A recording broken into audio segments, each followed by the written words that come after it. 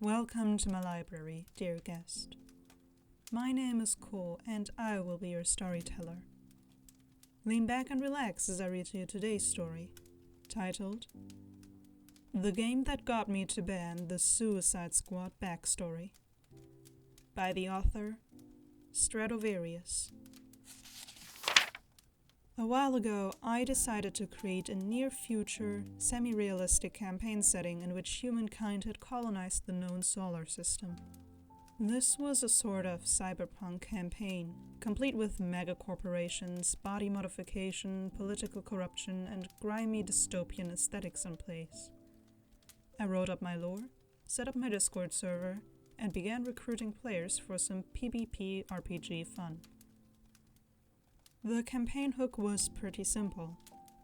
Characters were to be newly inducted agents of the highest law enforcement organization in the solar system, basically Space Interpol, and over the course of the campaign they'd be sent on different missions to solve murders, fight space pirates, investigate corruption, and generally have fun being space cops, trademark.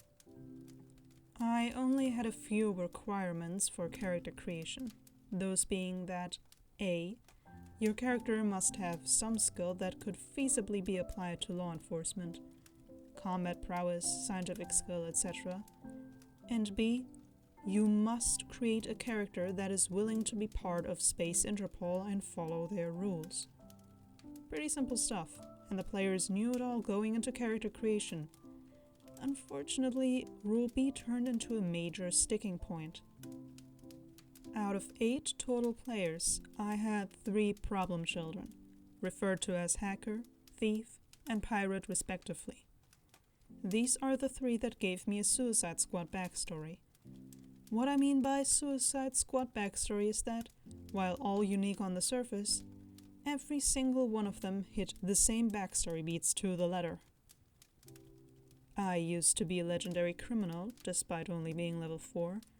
I eventually got captured. The Space FBI thought I was so good that they couldn't let my level 4 skills go to waste, so they press-ganged me into joining the Space FBI because clearly giving a career criminal a gun and badge is a logical step forward, and I have a quirky, sarcastic personality and don't respect authority, and almost all of my interactions with my superiors are based on the assumption that they can't fire me because they need me. And that's all of their characters to a T. Hacker was a hacker, pirate was a space bandit, and thief stole stuff. From the beginning, I wasn't a huge fan of these backstories. I've seen this basic backstory plan at least 1,000 times, both as player and DM.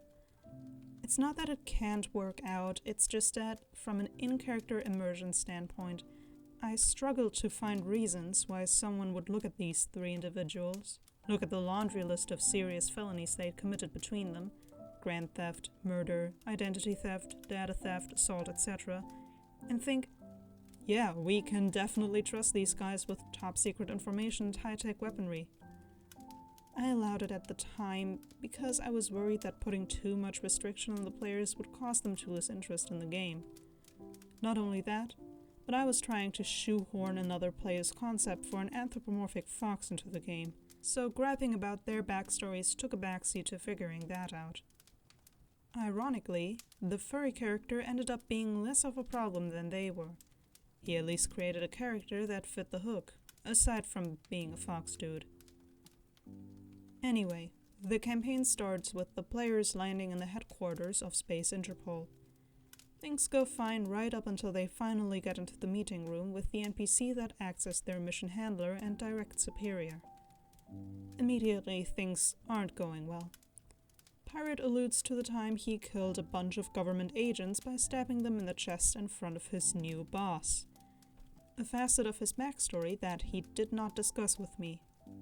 They openly insult the guy, calling him a cunt in languages they assume he doesn't understand, and generally blowing him off as an authority figure and acting unprofessional. This wouldn't be such a problem if they weren't talking to the one NPC that had some authority to terminate them.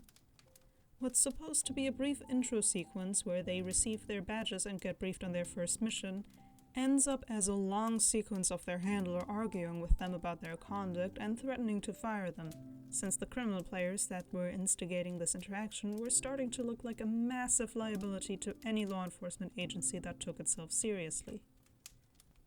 I know this might sound controlling from me as a GM, but the expectations were pretty clear. Make a character that wants to be a part of this organization, being chief among them. I run games with roleplay as a focus, so I try to keep consequences realistic, and the realistic consequence in that instance would have been to fire them immediately. Eventually, I had all I could take, and decided to bring it up out of character before I had to pull the trigger and terminate them in character. I basically told the players that I was running out of reasonable excuses for this guy to not immediately fire them and send them back to jail, and that they needed to dial back the insubordination, at least with this one specific NPC, if they wanted to actually serve Space Interpol. Complete silence, both in and out of character. The only Suicide Squad character that made any comment in character or out of character was the hacker, who said something passive-aggressive about their character just not working in this game, and I'll just make a new one. I managed to get a token. Yeah, we'll dial it back from then, but they never started posting again after that. Eventually, their lack of activity and my own unwillingness to play with their characters killed the game. I made this game with the aim of making character creation as open as possible, but that ended up biting me when the characters created didn't fit the hook in the slightest. Am I the asshole here? I feel like I tried to communicate the intentions for the game pretty clearly, both in and out of character, but I also feel bad for greenlighting those characters only to decide later that they just didn't work the way they were being played. TLDR. I create a law enforcement game. 3 players create characters that are Suicide Squad-style career criminals. Conflict ensues. And that was today's story. I hope you enjoyed your stay, and that I will see you again soon. For there are always more stories to be shared.